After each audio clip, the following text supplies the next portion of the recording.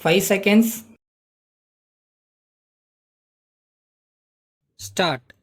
கட்டிட தொழிலாளர்கள் மாநாட்டில் கலந்து கொண்டு மாண்புமிகு தொழிலாளர் நலத்துறை அமைச்சர் அவர்கள் உரையாற்றும் போது கூறியதாவது: கட்டிடக் கலையில் கைதேர்ந்த நண்பர்களே, வணக்கம்.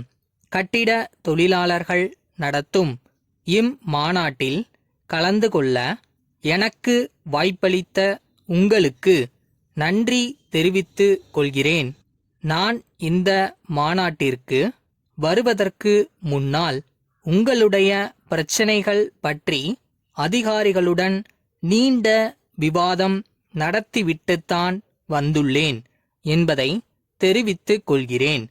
ஆற்றங்கரைகளிலும் ஏரிக்கரைகளிலும் குடிசை கட்டி வாழ்ந்து வந்த மக்கள் நாகரிக வளர்ச்சி ஏற்பட அடுக்குமாடி கட்டடங்களை அமைக்க தொடங்கினர். எப்படியாவது பணம் சம்பாதிக்க வேண்டுமென்ற எண்ணம் கொண்ட பெரிய மனிதர்களின் ஆதிக்கம் கட்டிட தொழிலையும் விட்டு வைக்கவில்லை. அதனால் உங்களுக்கு சில நெருக்கடிகள் ஏற்பட்டுள்ளன. கட்டிட தொழிலுக்கு முக்கிய மூலப்பொருள்களாக இருப்பவை ஆற்று மணல், சிமெண்ட், இரும்பு கம்பி, ஜல்லி ஆகியவையாகும். ஆற்றின் நடுப்பகுதியில் மேலெழுந்த வாரியாக மணலை எடுக்கச் சொன்னால் பாலத்தின் அடியிலும் சாலை ஓரங்களிலும் ஆழமாக மணலை அள்ளிச் செல்கிறார்கள். அதனால் பல லட்சம் ரூபாய் செலவில் கட்டப்பட்ட பாலம் ஆட்டம் காணுகிறது. சாலை பழுதடைந்து போக்குவரத்திற்கு இடையூறு ஏற்படுகிறது. விதிமுறைகளுக்கு உட்பட்டு மணலை எடுத்துக்கொள்ள அனுமதித்தால் குத்தகைதாரர்கள் போராட்டம் நடத்துகிறார்கள்.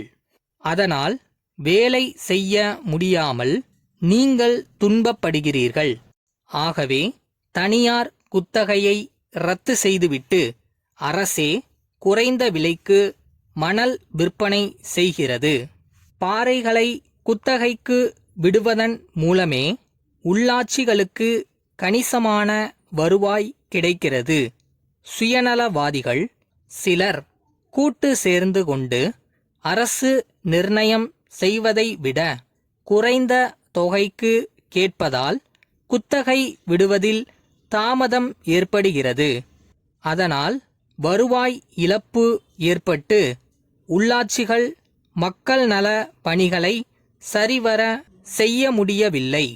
உரிய நேரத்தில் ஜல்லி கிடைக்காததால் நீங்களும் பாதிக்கப்படுகிறீர்கள். ஆகவே அரசே பாறைகளை குத்தகைக்கு விட்டு உள்ளாட்சிகளுக்கு நிதி வழங்கும் முறையை கொண்டு வந்துள்ளது.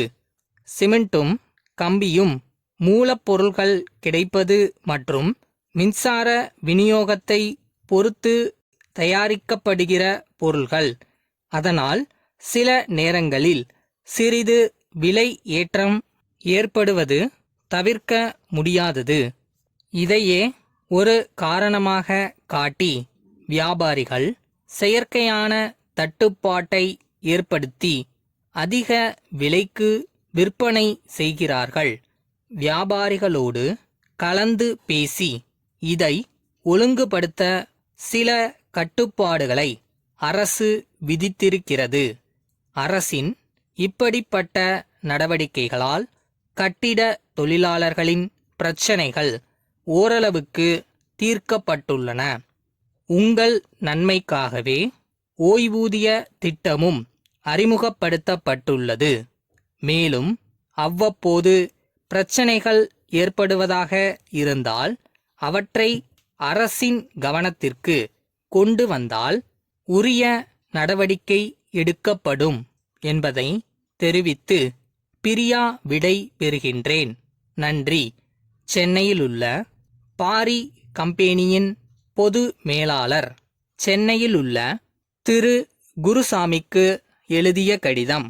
அன்புள்ள திரு குருசாமி, சென்ற வாரம் நடைபெற்ற தங்களது மருத்துவ பரிசோதனையின் அடிப்படையில் சில விவரங்களை தெரிவிக்க விரும்புகிறேன். தங்களை பரிசோதித்த மருத்துவர் தங்களது உடல் நலனின் அடிப்படையில் தங்களுக்கு கட்டாய ஓய்வு வழங்க வேண்டுமென பரிந்துரை செய்துள்ளார். எனவே தங்களது ஓய்வு பெறும் நாள் இவ்வாண்டு ஜூன் 30ஆம் தேதி என்பதை எங்களது கம்பெனியின் நிர்வாகிகள் முடிவு செய்துள்ளனர். இந்த முடிவை எடுத்ததற்காக நாங்கள் உண்மையிலேயே வருந்துகிறோம்.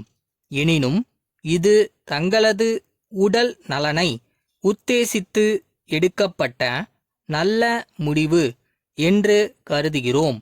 வழக்கமாக வழங்கப்படும் 8 மாத சம்பளம் தங்களுக்கு தனியே அனுப்பி வைக்கப்படும். மேலும் நமது கம்பெனியின் ஓய்வூதிய திட்டத்தின் அடிப்படையில் ஆண்டு ஒன்றுக்கு ரூபாய் 1000 ஓய்வூதியமாகவும் நிர்வாகிகள் சார்பாக 1,00,000 வழங்கப்படும். நமது கம்பெனியில் உள்ள அனைவரின் சார்பாக உங்களது சேவையை பாராட்டுவதுடன் இறைவனின் அருளால் உடல் நலம் தேறி வாழ்நாளை சிறப்புற கழிக்க ஆண்டவனை பிரார்த்திக்கின்றோம். தங்கள் அன்புள்ள